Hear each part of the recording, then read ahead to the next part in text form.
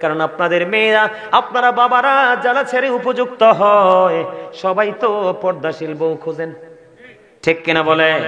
কিন্তু আপনারা এটা বোঝেন না, প্রত্যেকটা ঘরে ঘরে যদি পর্দাশীল মেয়ে গড়ে তোলা যায়, অটোমেটিক্যালি পর্দাশীল বউ চলে আসবে ঘরে, ঠিক কিনা বলে?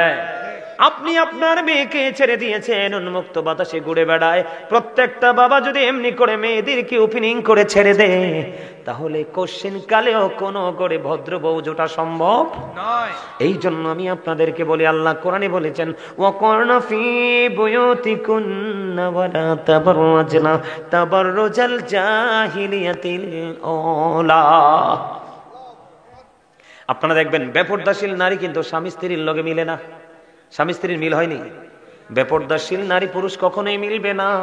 ও বন্ধু, আল্লাহ বলেছেন ওই জাহিলি যুগের নারীদের মতো তোমরা তোমাদের রূপ অন্য বেগানা কোনো পুরুষকে দেখাইও না। তার মানে তোমরা পর্দা করো।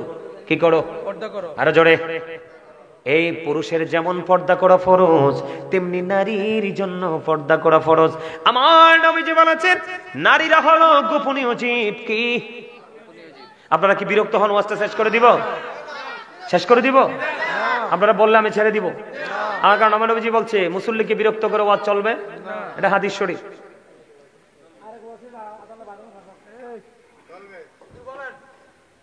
আমার নবীজি বলেছে, আমার দিকে তাকানো বন্ধু, নারীরা হলো গোপনীয় জীব। কি জীব? কথা বলেন না কেন? আমার দিকে তাকান, পিছনে কি হচ্ছে দেখার দরকার নাই। নারীরা হলো গোপনীয় জীব। তারা যখন গোপন জায়গা থেকে যখন প্রকাশ্যে আসে, তার মানে পর্দা ছেড়ে যখন তারা বাইরে আসে, শয়তান তখন তাদেরকে দেখে উকি ঝুঁকি দেয়। আর সবচেয়ে বড় জঘন্য খবর হলো, যুবকরে, পুরুষকে নষ্ট করার জন্য, পুরুষকে ঘায়েল করার জন্য, পুরুষের ভবিষ্যৎকে অন্ধকার করার জন্য শয়তান নারীকে রশি হিসাবে ব্যবহার করে। তোমরা পোশাক পরার পরে তোমাদের লজ্জাস্থান দেখা যায়। তোমরা যদিও পোশাক পরেছো পুরুষ, কিন্তু তোমরা ল্যাংটা পুরুষ, কারণ তোমরা লজ্জাস্থান এমন পোশাক পরেছো লজ্জাস্থান রাখতে পারোনি। ঠিক তেমনি ভাবে আমার নবীজি বলেছেন, যেই নারী পোশাক পরার পরে, কি করার পরে? যেই নারী পোশাক পরার পরেও তার অঙ্গ দেখা যায়, তার বডি দেখা যায়, আমার নবীজি জানিয়ে দিয়েছেন ওই নারীটা উলঙ্গিনী, ল্যাংটা। জোরে জোরে কন্যা নাউজুবিল্লাহ। আপনাদের এলাকায় আছে না, শাড়ি পরার পরেও বডি দেখা যায়? কথা কয় না। একেবারে পাতলা, মনে হয় বটলে মনে হয় মেজের মধ্যে ঢুকানো যাবে। আছে না নাই? এখন দেখবেন মোটা কাপড় বন্ধ পড়ে না, এখন মোটা কাপড় পরে না। হাদিস শরীফের মধ্যে এসেছে, আপনি যদি কোনো মেয়েকে দেখেন পাতলা জামা পরেছে, পাতলা কাপড় পরেছে, আপনি এটা নিয়ে টান দিয়ে ছিঁড়ে ফেলবেন। নারীদেরকে বলবেন এটা ছিঁড়ে ফেলো, কারণ মেয়েরা যখন উপযুক্ত হয়, যৌবনে পা রাখে, তখন শয়তান এক শ্রেণীর যুবককেও কুতালি দেয়। কথা বলে না কেন? এরা তিন রাস্তার মোড়ে দাঁড়ায়, রাস্তার মোড়ে দাঁড়ায় দাঁড়ায় দাঁড়ায়, ঠিক কিনা বলা? আর জোরে। আপনারা দেখেছেন কিনা জানি না বন্ধু, মহেশখালী যাওয়ার সময় একটা ব্রিজ আছে, বোয়ালখালী ব্রিজ। কি ব্রিজ?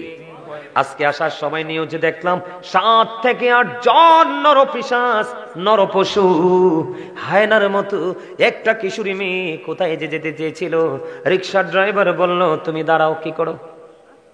তুমি দাঁড়াও, গাড়ি নষ্ট হয়ে গেছে। দাঁড়ানোর উপরে 2 জন ছেলে এসে তাকে নির্জন জায়গায় নিয়ে গেল। সংঘবদ্ধ ভাবে 8টা ছেলে এই মেয়েটাকে শকুনের মতো ছিঁড়ে ছিঁড়ে খেয়েছে। জোরে জোরে কন্যা নাউজুবিল্লাহ। আরো জোরে বলেন না নাউজুবিল্লাহ। এটার কারণ হলো ছেলেরাও অসৎ, মেয়েরাও অসৎ। বলে হুজুর তারা সৎ না, কারণ তারা ইসলামের বিধান মানে না। যারা ইসলামের বিধান মেনে চলে না, আলেমরা কখনোই তাকে সৎ বলতে পারে না, কারণ হালালকে হালাল জানা, হালালকে হারাম জানা এটাও কুফরি, হারামকে হালাল জানা এটাও কুফরি। জোরে জোরে কন্যা নাউজুবিল্লাহ। নারী এবং পুরুষের জন্য পর্দা ফরজ, বেপর্দাশীল ভাবে চলা বন্ধ হারাম। কি? নারীদের পর্দাটা কতটা গুরুত্ব দিয়ে করতে হবে দেখেন। আমার নবীজির দরবারে বন্ধু নারীরা উপস্থিত ছিলেন। এমন সময় উম্মে মাকতুমের পুত্র আব্দুল্লাহ আসতেছে। ও বন্ধু, নবীজি বললেন আব্দুল্লাহ আসতেছে, তোমরা আমার থেকে আত্মগোপন করো। কি করো? আত্মগোপন করো, তোমরা এখান থেকে নির্জনে চলে যাও। তখন ওই নারীরা বললেন, ইয়া রাসূলুল্লাহ, উম্মে মাকতুমের পুত্র আব্দুল্লাহ তো অন্ধ। নবীজি আবার ডাক দিয়ে বললেন, আব্দুল্লাহ অন্ধ, কিন্তু তোমরা তো অন্ধ নও।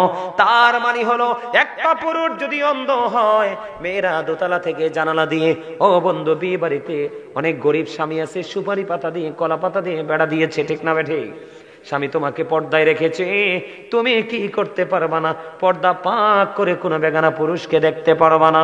জোরে জোরে কন্যা নাউজুবিল্লাহ। নারীদের পর্দাটা কত গুরুত্বপূর্ণ, আমার দিকে তাকান। আমার নবীজি বলা দিয়েছে, আমার নবীকে প্রশ্ন করা হলো, ইয়া রাসূলুল্লাহ, ও নবী, নবী গো, আপনি দেবর সম্পর্কে কি বলবেন? আমার নবীজি বলেছেন, একটা নারী তার দেবরের সাথে দেখা করার চাইতে মৃত্যু তার জন্য অনেক উত্তম। নাউজুবিল্লাহ বলেন না কেন? আরো জোরে বলেন নাউজুবিল্লাহ। বন্ধুরি আমার, আপনাদেরকে বলি, মার্কেটে আপনারা যাননি? যান, মার্কেটে যান কিনা? কথা কয় না, জান না? পুরুষের পোশাক বেশি না নারীর পোশাক? পুরুষের একটা পাঞ্জাবি, একটা লুঙ্গি, একটা শার্ট, একটা গেঞ্জি, একটা ট্রাউজার, শেষ। কথা কয় না কেন? আর বন্ধু, 1 পিস, 2 পিস, 3 পিস, 4 পিস, যত কিছু আছে সব বন্ধু নারীদের মার্কেটে। তারপরেও তাদের কলিজা ভরে না। নারীদের কত ডিজাইনেবল শু আছে, পেন্সিল শু আছে, ফ্ল্যাট জুতা আছে, আছে না নাই? কত রঙের জুতা আছে, কত রঙের পোশাক আছে, এইগুলাতে তাদের মন ভরে না। পুরুষের কেসের দিকে নজর, পুরুষের জিন্স প্যান্টের দিকে নজর, পুরুষের শার্ট গেঞ্জির দিকে নজর। বলে, হুজুর এখানে আসলেন কেন? কিছু কিছু ছেলেও আছে অত্যন্ত অসভ্য বেয়াদ্দপ। কথা কয় না কেন? চুল রাখবে নারীদের মতো, দেখবেন নারীরা যে ব্যান্ড পরে মাথায়, সে নারীদের ব্যান্ড পরে চুল আটকায়। হাদিস শরীফের মধ্যে এসেছে, যেই পুরুষ নারীর জিনিস ইউজ করবে, যেই নারী পুরুষের জিনিস ইউজ করবে, ওই উভয় দলকে আমার নবী অভিশপ্ত, লানত প্রাপ্ত, অভিশপ্ত বলে গেছেন।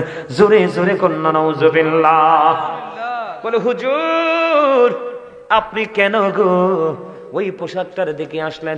যেই নারীরা পুরুষের পোশাক পরবে, যেই নারীরা পুরুষের মতো চলাফেরা করবে, ওই হাদিস শরীফের ভাষায় ওই নারীটাকে বলা হয় মর্দা মহিলা।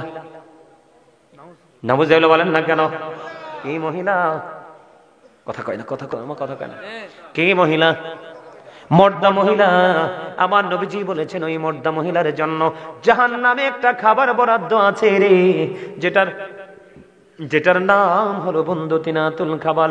ইয়া রাসূলুল্লাহ, ইয়া হাবিবাল্লাহ, নবী, নবী গো, ও প্রাণের নবী গো, এই মর্দা মহিলাটাকে আর এই তিনাতুল খাবালটা কি? নবীজি বললেন, মর্দা মহিলা হলো পুরুষের মতো পোশাক পরে, পুরুষের মতো চলাফেরা করবে। আছে না নাই? কিছু বেয়াদ্দপ বাবা আছে, মা আছে, কান্দির ফার গেলে দেখা যায়। কথা বলেন না কেন? বেডি বুড়া হয়ে গেছে, কি হয়ে গেছে? আপনাদেরকে সহজে বুঝাই, আদারওয়াইজ দিয়েন না। আপনারা বলেন, ছাগলে কি সারা কাঁঠাল গাছটা খাবে না বড় কাঁঠাল গাছ? একটা বড়টা বলে খাইবে। ছাগলে বড়টার কাছে যাইব কেমনে? ওই যে ওয়াজে মন নাই যে তার প্রমাণ। এতক্ষণে যদি আপনার যদি এতক্ষণ যে ওয়াজ করছি আমি যদি প্রশ্নগুলো করতাম, আমার মনে হয় একটাও ভালো করে উত্তর দিতে পারতো না। ছাগল কি ছোট না বড়? কথা বলে ছোট না? তো ছাগলের জন্য ইজি কোনটা? চারা গাছ না? নরম এবং ছোট। বন্ধু, ছাগল হাজার চেষ্টা করলেও কিন্তু বৃদ্ধ কাঁঠালের ডালা পায় না। চারাটা পাইলে একবারে গোড়া দিয়ে খেয়ে ফেলে। এমনও হয় ছাগলের মুখ লাগলে গাছটা আর বাড়ে না। এক্সাম্পল আমার এর চেয়ে সহজ আর কিছুই নাই। আপনাকে বলি, আপনি কত বড় নির্লজ্জ বেহায়া বাবা, আপনি কতটা নির্লজ্জ, কতটা অসভ্য, কতটা ক্যারেক্টারলেস মা। আপনি মেয়েটার গায়ে ওড়না পর্যন্ত নাই, মেয়েটার বুকে ওড়না পর্যন্ত নাই, চুলগুলো গোড়ার লেজের মতো ধোলাচ্ছে, কালারিং করেছে। আপনি মা বোরকা পরলেন, আপনার এই কিশোরী মেয়েটাকে কেমন করে উদাম করে রাস্তায় রাস্তায় নিয়ে ঘুরে বেড়াচ্ছেন। এই শুটিং করছেন, কেউ তো 10টা টাকা দিবে না, বরং ভদ্র ঘরের ছেলেরা থুতু নিক্ষেপ করবে। যুবক, আমি তোমাদেরকে বলে রাখি, আমার নবীজি বলেছে বংশ দেখো, রূপ দেখো, বাবার শান শৌকত দেখো, আরেকটাও দেখো মেয়েটা ধর্মধনের ধনী কিনা। আমার নবীজি বললেন সুন্দরীও পাইলা না, বংশধরও পাইলা না, ধনী কোন বাপের বেটিও পাইলা না, কিন্তু এমন একটা মেয়ে পাইলা একবারে কুচকুচে কালো, তার কান একটু কাটা। কি কান একটু কাটা, কিন্তু সে তো আল্লাহ রাসূলের প্রেমিক। আমার নবীজি বলেছেন বেয়াদব সুন্দরীর চাইতে, বেয়াদব ধনী লোকের বেটির চাইতে ওই কান কাটা বাদী দাসী আল্লাহওয়ালা তোমার জীবনে অনেক বেটার। যুবক আমি তোমাকে বলে, আজকে যেই মেয়েটা অসভ্য স্বামী নিয়ে সংসার করে সে জানে স্বামীর জ্বালা কত যন্ত্রণাদায়ক, কত বেদনাদায়ক। আর যেই ছেলেটা বেয়াদব ক্যারেক্টারলেস বউ নিয়ে সংসার করে সে মইরা জাহান্নামে যাওয়া লাগবে না, এই পৃথিবী তার জন্য জাহান্নাম। কারণ বেয়াদব বউয়ের কাছে না আছে মায়ের কাছে দাম, না আছে বাবার কাছে দাম, না সম্মান করে কোনো আত্মীয় স্বজনকে। ঠিক তেমনি যদি বিপরীত দিকে যাই, বেয়াদব ছেলে যদি কোনো শ্বশুর বাড়িতে জামাই হয়ে যায়, মেয়েটা যেখানে যায় তার মাথাটা নিচু হয়ে যায়। কথা বলেন না কেন? এই জন্য নবীজি বলে দিয়েছে, এই জন্য নবীজি বলে দিয়েছে ওই যে স্বামী স্ত্রীর দ্বন্দ্ব, স্বামী স্ত্রীর মারামারি, স্বামী স্ত্রীর কুমাকুমি কাটাকাটি, সেখানে একটু পরে আসছি, ওয়াজটা দরকার নেই একটু? কথা বলেন দরকার নেই একটু? আপনারা শুনবেন তো নাকি চলে যাবেন? আমি আজকে টাইমের দিকে চাই না, কারণ আমার বড় আদরের বোন আপনাদের এলাকার বউ, আপনাদের এলাকার মানুষ যেন সুন্দর করে শিখে আগামী দিন থেকে যেন হেদায়াত প্রাপ্ত হতে পারেন। বন্ধু আমার নবীজি বলেছে ওই বুড়ি মা তোমাকে আমি বলবো মেয়েটাকে নিয়ে রাস্তায় বের হইও না। বাবা আমি নিজে দেখেছি বন্ধু, বাবার সাথে মেয়েটা বের হয়েছে, আমার চোখের কাজ বন্ধু। নবীজি বলেছে খেয়াল করেন, নবীজি বলেছেন জীবনে চলার পথে তোমরা যদি চক্ষুটাকে যদি নিচু করে চলতে পারো, আমি নবী কথা দিলাম তোমার জান্নাতের দায়িত্ব আমি নবী নিয়ে নিলাম।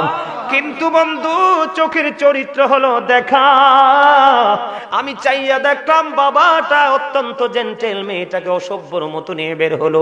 মেয়েটার বুকে বন্ধু কোনো ওড়না নাই, মেয়েটার গায়ে বন্ধু সিম্পল একটা গেঞ্জি, পায়ে শরীরে একটা জিন্স প্যান্ট। ও বন্ধু এই নারীকে হাদিস শরীফের ভাষায় বলা হয়েছে মর্দা মহিলা। আমার নবীজি বলেছেন এই নারীর জন্য তিনাতুল খাবাল, জাহান্নাম তো বরাদ্দ। এই জাহান্নামের মধ্যে একটা খাবার আছে, সেটার নাম হলো তিনাতুল খাবাল। এই তিনাতুল খাবালটা বন্ধু বরাদ্দ করে দিয়েছে। ইয়া রাসূলুল্লাহ, ইয়া হাবিবাল্লাহ, নবী গো এই তিনাতুল খাবালটা কি গো নবী? আমার নবীজি বললেন এই তিনাতুল খাবালটা হলো আর একটা জাহান্নামের নিংড়ানো রক্ত পুঁজ অথবা ঘাম।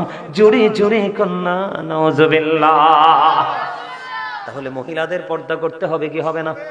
কোন জানালা দিয়ে রাস্তা দিয়ে কোন তালের বেড়া, সুপারির বেড়া, কলাপাতার বেড়া কুপেন করে বন্ধু রাস্তায় হেঁটে যাওয়া কোনো পুরুষকে দেখতে পারবে না। বন্ধু ওইভাবে যদি তুমি চলতে পারো তাহলে তোমার জীবন হয়ে যাবে ধন্য। এখন আপনারা বলেন ছেলেও বেপর্দাশীল মেয়েও বেপর্দাশীল, দুটোটা উশৃঙ্খল। কথা কয় না কেন? সমাজের মধ্যে এখনকার ছেলে মেয়েরা ম্যাক্সিমাম বেয়াদব না ভদ্র? কথা কয় না কেন? এখনকার ছেলে মেয়েরা ম্যাক্সিমাম বেয়াদব না ভদ্র? বেয়াদব হওয়ার কারণ একবার কি খুঁজেছেন? কারণ মাও বেয়াদব বাবাও বেয়াদব। কি বলে হুজুর কেমন? দুইটা ইঁদুর বিড়ালের মতো কন্টিনিউ ঝগড়া লেগে থাকে, চাল চলনও ভালো না কিনা? আমার দিকে তাকান, আল্লাহ কোরআনে বলেছেন সুন্দর করে সৎভাবে স্বামী স্ত্রী মিলেমিশে জীবন যাপন করো। কি করো? তোমরা তোমাদের পুরুষদেরকে বলেছে স্বামী স্ত্রী সুন্দর করে সৎভাবে জীবন যাপন করো। আমার আল্লাহ কোরআনে বলেছে আশিরুহুন্না বিল মারুফ। জোরে জোরে কন্না আল্লাহু আকবার। সৎভাবে সুন্দরভাবে জীবন যাপন করার কথা কে বলেছে? এবার আমার দিকে তাকান বন্ধু, এইটা যেমনি সত্য হাদিস শরীফের দিকে নজর দিয়ে দেখলাম। আমার দিকে তাকান, এবারের মন চাইছে এবারে এই দিক দিয়ে গেছে, আপনার ওই দিকে সামনের দরকার আছে। হ্যাঁ ওয়াজ শেষ, এই বিষয়টা আলোচনা করে শেষ করে দিচ্ছি। আমার দিকে তাকান, এই এদিক তাকান। রাসূল কি বলে? আল মারওয়াতু ইযা সাল্লাত খামসাহা ওয়া সামাত শাহরাহা ওয়া আহসানাত ফারজাহা ওয়া আতাত বালাহা ফালতাদখুল মিন আইয়াবিল জান্নাতি শাআত। আমার নবীজি বলেছে যেই মহিলা 5 ওয়াক্ত নামাজ পড়বে, খেয়াল করেন কি করবে?